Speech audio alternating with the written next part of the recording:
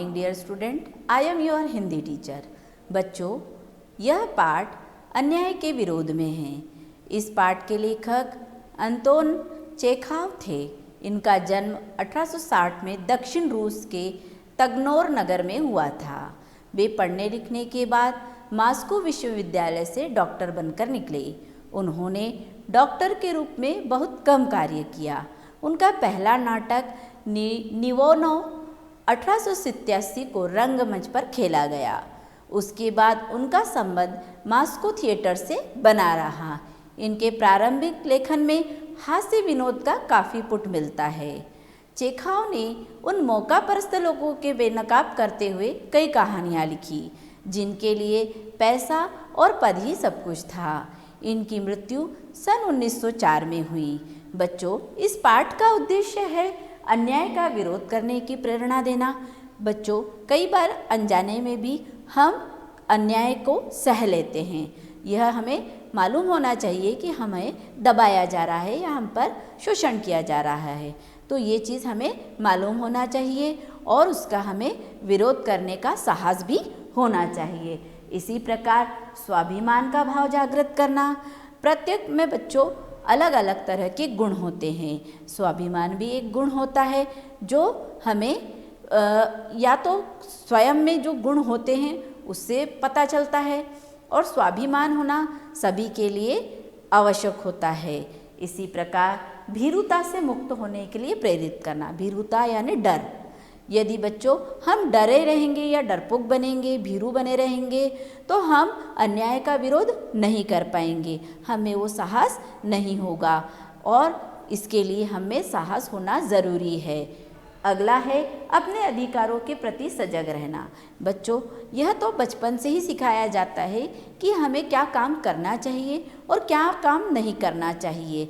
हमें किस काम को करने का अधिकार है, स्वतंत्रता है, यह सभी बच्चों को मालूम होता है। माता पिता को मालूम होता है, बड़ों को मालूम होता है, बुजुर्गों को मालूम होता है।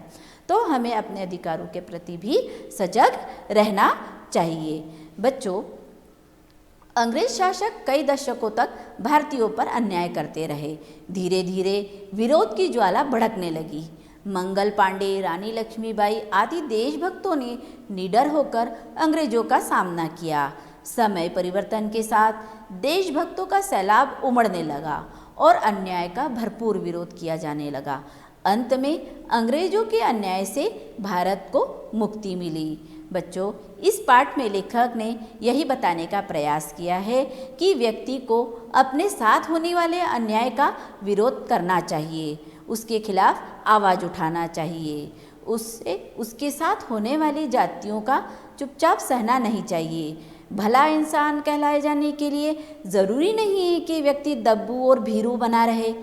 इसके लिए हमें विरोध करना चाहिए। प्रस्तुत पाठ शोषण का विरोध करने की प्रेरणा देता है। एक दिन लेखक ने अपने बच्चों की गवर्नेंस जूलिया को तनख्वाह का हिसाब देने के लिए बुलाया।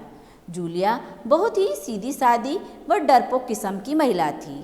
लेखक ने बातों बातों में उस पर लापरवाही, अनदेखी तथा छुट्टियां आदि बताकर जूलिया की तनख्वाह से बहुत सारे रूबल कम कर दिए। रूबल बच्चों रूसी मुद्रा है या रूस में चलने वाले पैसे हैं। जूलिया केवल दबी जबान से हाँ हाँ करती रही। जूलिया की तनख्वाह 40 रुपये प्रति माह थी। 2 महीने की उसकी तनख्वाह 80 रूबल बनती थी। बच्चों, लेखक ने इधर उधर के नुकसान की भरपाई आदि बताकर उसको केवल 11 रूबल देना चाहे, जिसे जूलिया ने भारी मन से और कांपते हाथों से लेकर अपनी जेब में रख लिया और लेखक को धन्यवाद कहा। अब लेखक ने रहस्य खोला। वह जूलिया पर आग बबूला हो गया, मतलब बहुत गुस्सा हो गया। उसने जूलिया को समझाया कि वह उसे एक क्रूज मजाक कर रहा था। वह उसके साथ एक ऐसा मजाक कर रहा था जो बहुत ही निर्दयतापूर्ण था। उसकी पूरी तनख्वाह 80 रूबल सुरक्षित है। लेखक ने उसे समझाया कि चुपचाप जातीय शोषण, अत्याचार आदि नहीं सहन करना चाहिए। अच्छा इंसान बनने के लिए ज़रूरी नहीं है कि डरपोक और दब्बू बना जाए जिससे अन्य उसका लाभ उठाए। इस तरह खामोश नहीं रहना चाहिए। अपने अस्तित्व को बनाए रखने के लिए तुम्हें इन कठोर, निर्भय और हृदयहीन संसार से लड़ना होगा। इस प्रकार लेखक ने जूलिया को समझाया और यह कहा, यह दब्बू और भीरू लोगों की कोई जगह नहीं होती। संसार में वही लोग जीवित रहता है, वही लोग अपने अस्तित्व को बनाए रखते हैं जिनमें शोषण का विरोध करने की ताकत होती है, जिनमें साहस होता है कि वो किसी भी प्रकार के अत्याचार का विरोध कर सके। इस प्रकार लेखक ने जूलिया को समझाया। बच्चों, संसार में दूसरों को दबाने वाले बहुत होते हैं। हमें अपने अधीन काम करने वालों के प्रति न्याय की भावना रखना चाहिए। हमें स्वयं भी सतर्क रहना चाहिए कि कोई हमारा शोषण तो नहीं कर रहा। हमें अनावश्यक रूप से किसी से दबना नहीं चाहिए। धन्यवाद। फिर मिलेंगे।